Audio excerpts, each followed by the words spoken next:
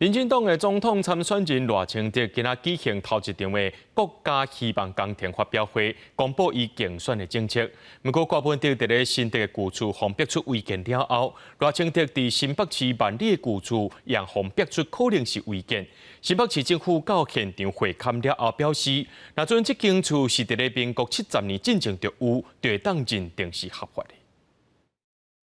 民进党总统参选人赖清德召开国家希望工程头一场发表会，公布执政愿景总共，邀请200多位专家学者共同检商。将变台基金会董事长戴立芬担任召集人，主角3个台湾为核心。我们能够顺势将台湾打造为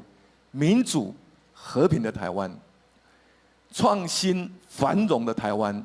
以及公益 永续的台湾。赖清德强调，会以家己将近30年的经验计划国家未来蓝图。也毋过是总统参选人一举一动放大检视。伫民众党国民党的新竹老厝方壁厝违建了后，赖清德伫新北万里的老厝也方点名可能是违建。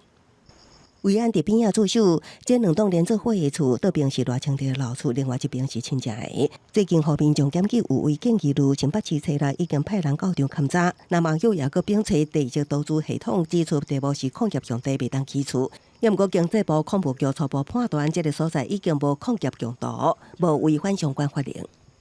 我们会去跟他做现况认定。实际上，如果没有做矿业权或矿业用地，我们都会建议他后续 还是回归到土地地政主管机关的法规去认定。新北市地政局表示，经过查询，赖清德老厝确实无使用执照建物登记，也毋过干部局伫现场勘查，甲比对空照图，发现应该属于民国98年以前的违建。那这个地区为民国70年起才实施建筑管理，那所有人会当证明这个建物伫民国70年以前就存在，经过申请了后，就会当认定是合法的厝。 屋龄超过60年的房子就在矿坑附近，赖清德主席出生前就已经存在，因为已经有多处的